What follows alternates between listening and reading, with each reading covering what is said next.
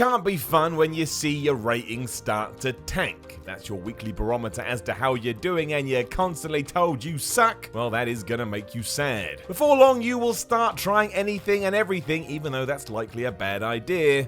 Long-term smart planning is always going to be a better strategy. The thing is, human beings go into panic mode, as WWE has done time and time again.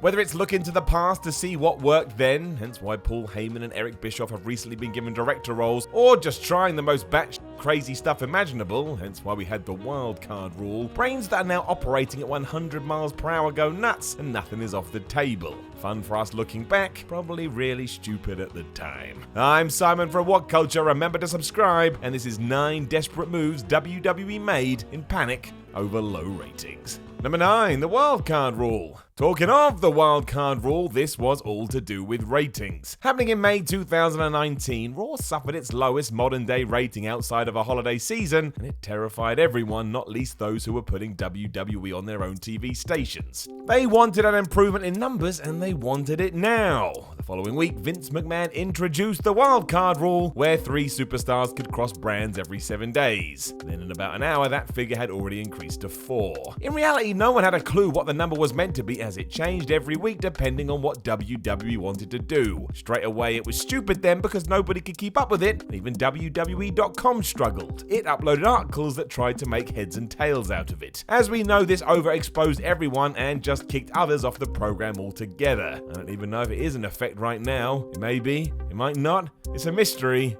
Like evolution. Number 8, the debut of Eric Bischoff Part 1. July 15th, 2002 is a day no wrestling fan from that period can ever forget. Along with the wrestlers themselves, we all sat in shock as Vince McMahon welcomed Eric Bischoff to the stage as the new GM of Raw before the two shared a big hug in front of the world. It was almost unreal for anyone who had witnessed the Monday Night Wars, given that Bischoff had gleefully given away his competition's results and outwardly announced that he wanted to kill off WWE once and for all. How McMahon could forget all about that in the name of business was quite something. This was all down to the first realization that wrestling ratings were going in the wrong direction following the end of the Attitude Era. What better way to reverse that than bringing someone in who was slap bang in the middle of it all? Doesn't this sound familiar? Bischoff referenced all of this during his intro promo, but it wasn't to be. The bad guy authority figure had been played out, and after the novelty of Eric had worn off, it was just the same old, not to mention how better this would have been if we had got Bischoff in during the Invasion storyline. It also didn't entice WCW fans to tune into Raw because, as no one at WWE seems to understand, they didn't want to watch anything other than World Championship Wrestling.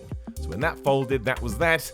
They were done. Number 7, the return of DX. Happening in 2006, the first reuniting of DX was pretty good. Nostalgia always works for a little bit. The problem here was the stark differences between what we had and what we were currently getting. In the late 90s, D-Generation X had been incredibly edgy, doing things that wrestling had rarely seen. Half a decade later or so, it was just Shawn Michaels and Triple H goofing around with poop jokes. Some liked it and more power to you, and it wasn't like the original incarnation were above making dick jokes, but aside from familiar faces, it didn't feel like the same act. It was a bit like a toned-down tribute. The duo soon began feuding with the McMahons, which also didn't spark the fires, and by the time we were making fun of the word cock, I think most people were done with this. Ratings mostly stayed consistent, and there is something to seeing Hunter and Shawn dress up as Vince and Shane, but this did not shake things up as intended. Number 6, Edge and Lita's live sex celebration. Now, yes, this did work, don't get me wrong. It drew a massive rating, but just let the name of it run through your brain for a while.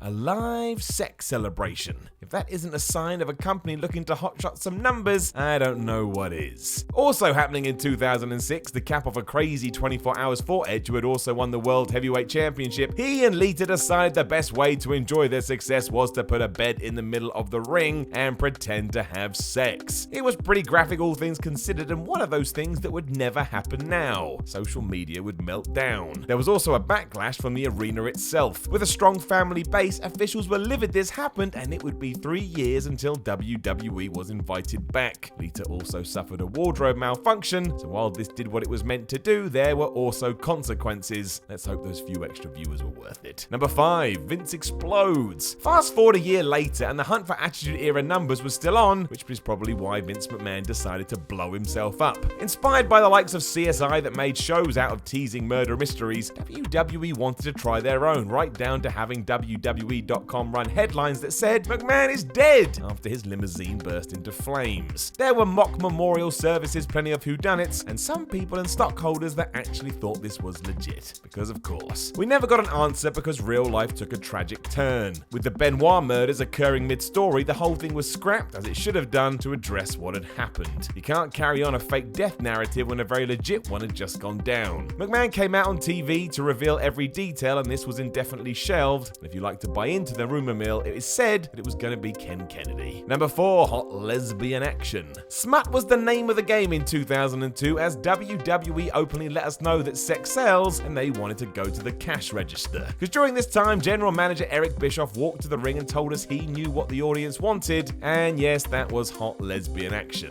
Doesn't take a genius to figure out what that entails, but it was just a segment where two women would kiss each other. Hot lesbian action. My word. Seemingly worried it may not get enough backlash, WWE also booked Tag Team 3-Minute Warning to beat two of these girls up one week, which just opened the floodgates for everyone to rightfully take shots at what was awful television. It soon turned into a feud between Bischoff and Stephanie McMahon, where it was teased that she too would get involved in some HLA, but mercifully that never happened. Rather than attract a bigger audience too, this just drove more away. Nobody was watching Raw for soft pornography. Number 3, McMahon's $1 Million Mania. In the summer 2008, once again, WWE was facing a new ratings challenge. The answer, at least according to the boss, to introduce a money giveaway to basically bribe the audience into watching. That really is something. McMahon's $1 Million Mania was a game show that did give away thousands of dollars to fans and allowed them to appear on Monday Night Raw. Vince would ring random numbers and ask for a password, and if you got it right, you unlocked the cash. It's about as far away from wrestling as what it's meant to be. It didn't work as segments went on forever due to various technical faults or fans getting confused about what they were supposed to do, and it all came crashing down literally when the set fell on McMahon to start a new angle. Apparently when things are struggling, we just pretend to kill off Vince. Given that at this time we had Triple H, John Cena, The Undertaker, Edge, Chris Jericho, Batista, and countless others on the books, it seems more sensible to come up with ideas that benefited those guys and gave the audience some amazing storylines. But we didn't do that. WWE Creative wasn't really into it 11 or so years ago.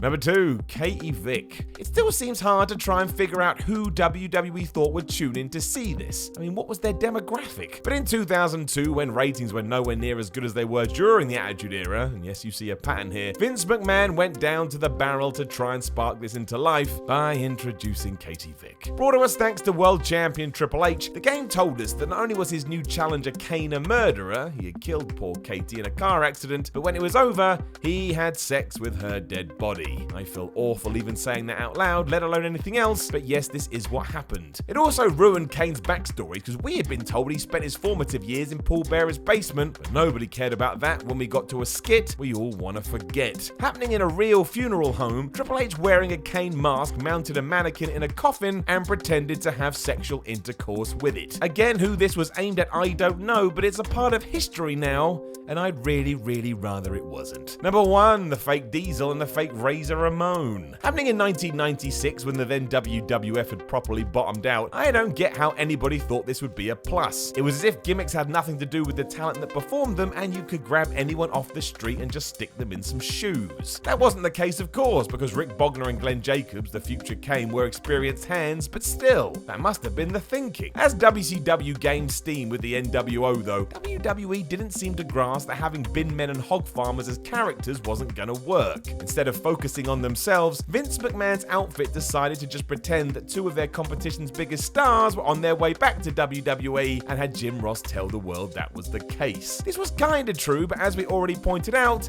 it was just two dudes doing cosplay. It was an absolute bust, mostly because WWE had just trolled and lied to their audience. Imagine you were excited about this. You'd be livid and probably switched over to WCW. That was not the idea. Know of any other desperate moves WWE made in a panic over low ratings? Let us know in the comments below, and don't forget to like, share, and subscribe. Then head over to WhatCulture.com and read yourself some articles, and follow WhatCulture on Twitter at WhatCultureWWE. Hell, you can even watch more videos here on WhatCulture Wrestling. My name is Simon from WhatCulture, and I will chat to you again soon.